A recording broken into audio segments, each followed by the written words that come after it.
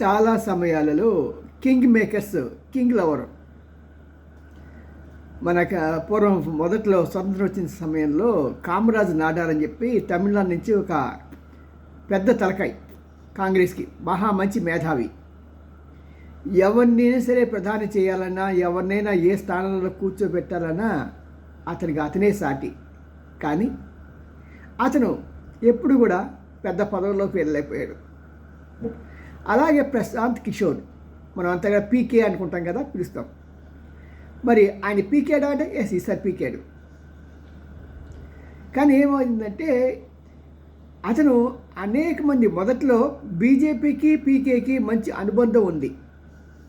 2014 ఎలక్షన్స్లో బీజేపీ గెలవటానికి, అంతేకాకుండా ఒక శాస్త్రీయంగా ఒకప్పుడు చూసారా ప్రణయ్ రాయ్ ఈ ఎలక్షన్ రిజల్ట్స్ అప్పుడు వాటిని అంచనా వేయటంలో ఎలాగా సిద్ధహస్తుడయ్యాడో, అలాగే ఇతను కూడా ఏంటంటే ఒక క్యాంపెయిన్ చేసేటప్పుడు ఒక పార్టీకి కానీ ఒక వ్యక్తికి కానీ ఒక మంచి స్ట్రాటజీతో ఒక పెద్ద టీంతో చాలా డబ్బులు ఛార్జ్ చేసినా సరే వాళ్ళ గెలుపు గల అవకాశాలని, పక్కవాడి యొక్క లోపాలని ఇవన్నీ సర్దిదిద్దుతూ వాటిని అంటే ఆల్మోస్ట్ ప్రతి స్పీచ్కి ఏం మాట్లాడాలి, ఏం చేయాలి, ఎక్కడ పెట్టాలి మీటింగు, ఎవరితో ఉండాలి, ఎవరితో ఉండకూడదు, వాట్ నాట్ ఎవ్రీథింగ్ ప్యాకేజ్ ఇచ్చిన ఆ ప్యాకేజీ కింగ్ మోడీ గారిని అఖండ విజయంతో గెలిపించడమే కాకుండా బీజేపీని మరి కేంద్రంలో కూర్చోబెట్టగలిగాడు. అఫ్కోర్స్ తర్వాత కాలంలో కొద్దిగా విభేదాలు రావటం మూలంగానో లేకపోతే ఏదైనా సరే ఆయన అక్కడి నుంచి దూరం అయ్యాడు. కానీ చాలా వరకు చాలా పార్టీలకి అతను ఈవెన్ మన తెలుగుదేశంలో కూడా కొంతవరకు ఆయన ఇది హవా నడిచింది. ఇంక జగన్ గారి దగ్గర చెప్పనే అక్కర్లా. కానీ అక్కడ కూడా డబ్బులు దిగే సమస్య వచ్చేటప్పటికి మరి మన సంగతి తెలుసు కదా, మన గురుగారు మరి వాళ్ళిద్దరి మధ్య విభేదాలు వచ్చాయి. అసలే వాడు బీహారీ వాడు. సరే ఏమైనా సరే అతను వదిలించుకున్నాడు, వాళ్ళ టీంను మాత్రం ఉంచుకున్నాడు ఆయన.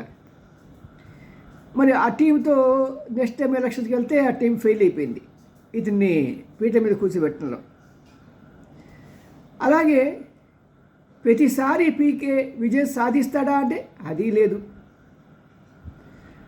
మరి లిక్కర్ స్కామ్లో కేజ్రీవాల్ సంపాదించిన డబ్బంతా కూడా తీసుకెళ్ళి గోవాలో ఖర్చు పెట్టించాడు పీకే. కానీ అక్కడ కేజ్రీవాల్ పార్టీ గెలవల, చీపురుని వాడుకొని ఆ మూల పడేశారు. అంటే వాళ్ళు ఇచ్చిన డబ్బులు తీసుకొని అక్కడ ప్రజలు చీపురుని దాన్ని ఎక్కడ ఏ స్థానంలో ఉండాలో ఆ స్థానంలో ఉంచేశారు. ఇలా జయాలు అపజయాలు అన్నీ చవి చూశాడు ఈయన. అలాంటి వ్యక్తి మన బీహార్ ఎలక్షన్స్లో కూడా పోటీ చేశాడు. తనకు ఒక పార్టీ పెట్టుకున్నాడు. ఆ పార్టీ పేరు జన సూరజ్ పార్టీ అని. అంటే సూరజ్ అంటే తెలుసు కదా, సూర్యుడు, ప్రజల యొక్క సూర్యుడు అని వ్యక్తిగతంగా తనకు సూర్యుడిగా చెప్పుకోవటమే, లేకుంటే రెండవది ప్రజలు ఒక సూర్యుడు లాంటి అని చెప్పుకోవడం. కానీ ఏదైనా సరే ఒక మంచి ఆలోచనతో ఇతను ముందుకు వెళ్ళాడు. కానీ ఎక్కడ గెలవలేదు, కనీసం ఒక సీటు కూడా. అయిపోయింది పీకేది అయిపోయింది పని. అది టైం అయిపోయింది. అది అనాలిసిస్ పనిచేయట్లేదు. మన సంగతి తెలుసు కదా, రాజకీయాల్లో కానీ సినిమాల్లో కానీ ఒక హీరో ఒక సినిమా 2 సార్లు ఫ్లాప్ అయ్యానుకోండి, అయిపోయింది బాలకృష్ణ పని, అయిపోయింది చిరంజీవిది. అలాగే రాజకీయాల్లో అంటే అలాగే చేస్తారు. అయిపోయింది అంటే ఇలాంటి అయిపోయిందని ఒక చెత్త మాటలతో వాళ్ళు ఇంకా కృంగదీయాలని ఒక రాజకీయ స్ట్రాటజీ. Okay fine.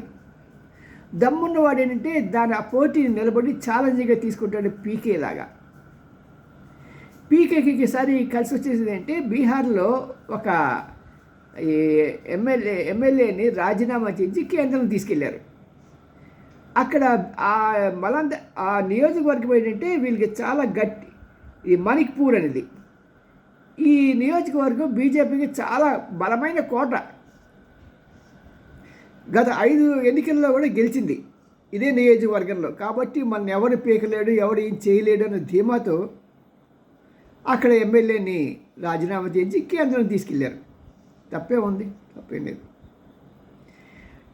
దీన్ని అవకాశంగా తీసుకొని నేను అక్కడ పోటీ చేస్తే ఎలాగుంటుంది అనేది ఒక రకమైన సర్వే చేసుకున్నాడు, బయటపడకుండా గుంభనంగా. అక్కడ బీజేపీలో లుకలుకలు చాలా ఎక్కువ ఉన్నాయి. మీకు చెప్తూనే ఉన్నా కదా, బీజేపీలో పాపం మోడీ గారు, అమిత్ షా తెప్పించి మిగతా వారంతా కూడా ఆ ఫలాలను అనుభవించడానికి ఇష్టపడతారే కానీ కష్టపడటానికి ఆ యొక్క బరువు బాధ్యత పోయటానికి పెద్దగా ఇష్టపడరు. అఫ్కోర్స్ పాపం మన కొంచెం చెప్పాలండి, మన రైల్వే మంత్రి కానీ లేకుంటే రక్షణ మంత్రి కానీ ఇలా ఒక 5-6 ఉన్నారు. కానీ వాళ్ళు రాజకీయాలు చేయలేరు. వాళ్ళు వ్యక్తిగతంగా వాళ్ళు చాలా వాళ్ళ ఫీల్డ్ రంగాల్లో చాలా గొప్పవాళ్ళు. కానీ రాజకీయ చిత్రత ఉంది ఎవరికంటే మన మోడీ గారికి అమిత్ షా కాంబినేషన్ కాక్టైల్. అలాగా ఇతను ఏం చేశాడంటే జాగ్రత్తగా ఆలోచించాడు. బీజేపీ పార్టీలో ఒక లుకలుకలు ఉన్నాయి చాలా. మెయిన్గా ఎక్కడ వస్తుందంటే ఆర్ఎస్ఎస్ బేస్ ఉన్న నాయకులకి, ఎక్కడో బయట పార్టీ నుంచి వలస పక్షులకి పెద్ద అగాధం ఎప్పుడూ ఉంటూనే ఉంటుంది.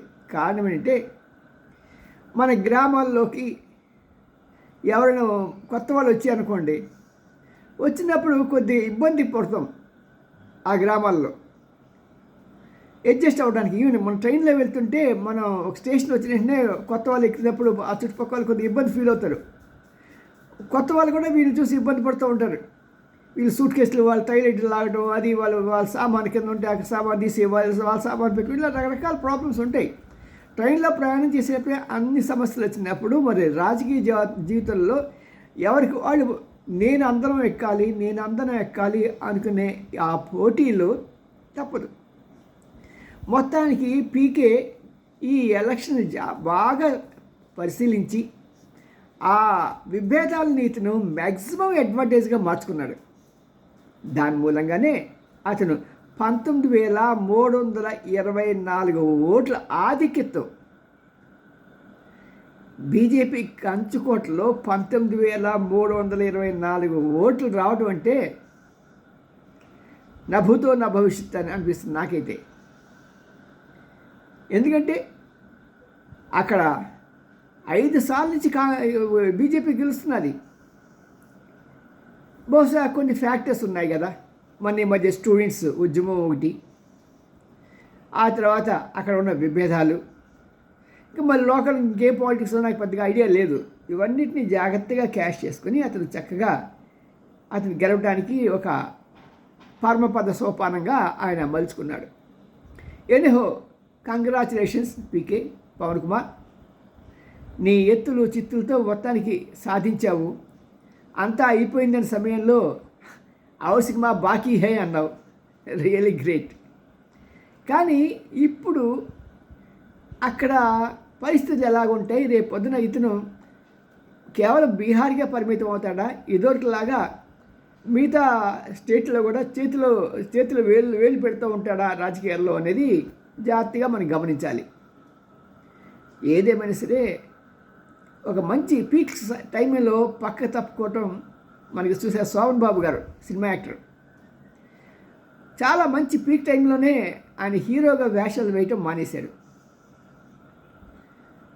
ఎందుకు మానేశారంటే చిన్న పిల్లలు శ్రీదేవి లాంటి వాళ్ళతో నేను హీరో ఏంటండి బాబు, రేపొద్దున వచ్చేవాళ్ళు ఇంకా చిన్నపిల్లలు వస్తారు, నా మనవరాల వయసు కన్నా కూడా ఇంకా చిన్నపిల్లలు ఉంటారు, నా మనసు అంగీకరించలేదు అని చెప్పేసి ఆయన అంటే మనసున్న మనుషులు ఆయన పక్కకు తప్పుకున్నాడు.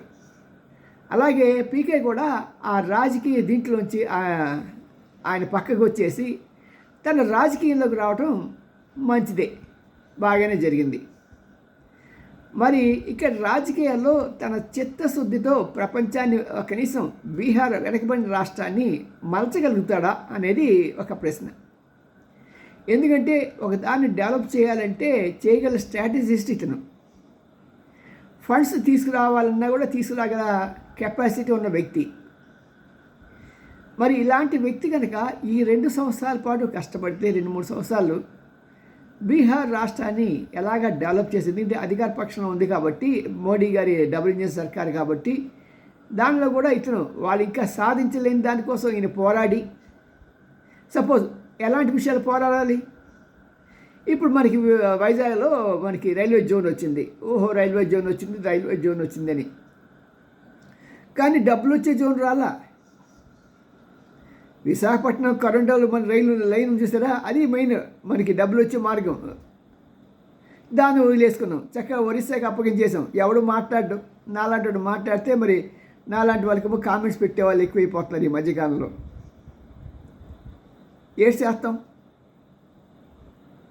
మీకు కామెంట్స్ పెట్టడం కాదయ్యా, మీరు కార్యకర్తలాగా కష్టపడి మరి అంత మంచి ప్రాజెక్టులో డబ్బులు వచ్చేదాన్ని వదిలేశారు అనేది మీరు కనీసం మా చిన్నప్పుడు మాకు ఏదైనా ఒక అయిష్టమైన కార్యం జరిగిందనుకోండి, పని జరిగిందనుకోండి, మేము 7 పైసలు ఉండే కార్డు, అప్పుడు పోస్టల్ కార్డు, మేము ప్రైమ్ మినిస్టర్ కూడా లెటర్స్ రాసేవాళ్ళం. ఇది బాగోలేదు ఈ విధానం అని పేపర్లో చదివే పేపర్ న్యూస్ ప్రకారం. అలాగే మీ ప్రొటెస్ట్ని శాంతియుతంగా తెలియచేయండి, అంతేగాని మీ ఇష్టం వచ్చిన పొలిటికల్ వింగ్స్ బట్టి, మీకు అఫిలియేషన్ బట్టి మీరు ఆ పార్టీయా ఈ పార్టీ, నాది భోజన పార్టీ అండి బాబు, నాకు ఏం పార్టీ చెప్పండి. ఈ వయసులో ఏం పార్టీ ఉంటుంది? కనీసం భోజన పార్టీ అని చెప్పుకున్నా భోజన సంఖ్య చేయలేని వయసు. ఒక మనిషి చెప్తుంటే ఆ దాంట్లో మంచి చెడ్డలు వేరు చేసుకోండి. ఇప్పుడు నాకు ఇంత అవసరమే ఉంది ఈ వయసులో, ఈ రోజుకి ఒక లాంగ్ వీడియోను 3 నుంచి 5 వరకు ఈ షార్ట్స్ చేయాలంటే హోంవర్క్ చేసుకోవాలా, షూట్ చేసుకోవాలా, ఎడిట్ చేసుకోవాలి కదా. ఆ సమయంలో హాయిగా కృష్ణ రామ అనుకుని కూర్చోవచ్చు కదా. నాకెందుకు దీంట్లో పైసా? నాకు ఇన్కమ్ ఉందా? పైసా ఇన్కమ్ లేదు. దానికి కాదన్నట్టుగా మధ్యలో మీ ఆటుపోట్లు అయితే మీ రోగటి పోట్లతో ఎలాగా? ఆలోచించండి. మనం పుట్టినాక విమర్శించడం కాదు, ఏదో ఒకటి సాధిద్దాం, ఎంత కొంత చేద్దాం, మంచిది. ఒట్టి మాటలు కట్టి పెట్టు గట్టి మేలు చేపట్టవో అని గురజాడ అప్పారావు అన్నారు చూసారా. ఒట్టి మాటలు, ఒట్టి రాతలు కట్టి పెట్టండి, ఎంతకాలం గట్టి మేలు తలపెట్టండి. మీకు చేతనైంది, మీ వీధిలో ఒక వీధి దీపం వెలగకపోతే దాన్ని ప్రొటెస్ట్ చేసి వెళ్ళి అక్కడ ఇది వెలగట్లేదు మీ కార్పొరేట్కి చెప్పండి, లేకపోతే మీ దగ్గరలో ఉన్న మీ జేఈదికి చెప్పండి ఇక్కడ లైట్ వెలగట్లేదని. అది గట్టి మేలే, అది ఆ వీధికి. అంతేగాని చేతిలో సెల్ ఉంది కదా అని చెప్పి తిక్క అని చెప్పేసి ఆ అడ్డమైన కోతలకు వస్తే మంచి పద్ధతి కాదండి. నేను మరి ప్రశాంత్ కిషోర్కి నేను కంగ్రాచులేషన్స్ చెప్తున్నాను. మరి అతను ఉన్న మేధాశక్తి మొత్తం కూడా ఉపయోగించి బీహార్లో ఉన్న బీహార్లో దుడుకుతనం ఎక్కువ. రైల్వే బోగీలు రిజర్వ్ కంపార్ట్మెంట్లు వచ్చిందనుకోండి, జనం ఎక్కేసి రిజర్వ్ చేసుకుని వాళ్ళ సీట్లో వాళ్ళు ఆక్యుపై చేస్తారు. ఏంటి బాబు గారు సొమ్మా, లేదా కూర్చో అని పడుకున్న వాడికి చెప్తారు వీళ్ళు. టీటీఈ వచ్చి టికెట్ అడిగానుకోండి, వాడిని అదే అంటాడు, ఇది నువ్వేం కొన్నావు ఏంటిది అని. అతను కనుక కొద్దిగా తెలియక 2 మాటలు మాట్లాడుకోండి, ఆ కదిలే ట్రైన్ నుంచి అది తోసేస్తారు. అలాంటి మూర్ఖ స్వభావం ఉన్న ఆ ప్రజల్ని సరైన దారిలో పెట్టగల సత్తా మీకుంది, కానీ చింతన మీకు ఉండాలి అని భగవంతుని ప్రార్థిస్తూ ఇక్కడితో ముగిస్తున్నాను. మీ ఎన్ Ramji, senior journalist, Gudiganta TV9. Like చేయండి, షేర్ చేయండి, సబ్స్క్రైబ్ చేయటం మాత్రం మానకండి. ఫ్రీయే కదా సార్, సబ్స్క్రైబ్ చేస్తే బాగుంది. మీరు లైక్ చేస్తూ ఉంటే మాకు సంతోషంగా ఉంటుంది. ఒక కళాకారులు అంటున్నమాట, కళాకారుడికి కావాల్సింది కాసుల పేర్లు కాదాయి, వాళ్ళ ప్రేక్షకులకి కరతాల ధ్వనులు కావాలి అని. అలా మాకు కావాల్సింది మీకు మేము సబ్స్క్రిప్షన్కి రేట్, దీనికి నెలకి సంవత్సరానికి 500 రూపాయలు కట్టండి, సంవత్సరం నెలకి 500 రూపాయలు కట్టండి నేను అన్నాను. ఇప్పుడే కాదు, నా ప్రాణం ఉన్నతో ఇట్ ఈస్ ఫ్రీ. నేను ఒకటి అడుగుతాను, సబ్స్క్రైబ్ చేయండి, బాగుంటే లైక్ చేయండి, బాగుండిపోయినా కాదు, బాగుంటేనే లైక్ చేయండి. సీ యూ మీ ఎన్ రామ్జీ.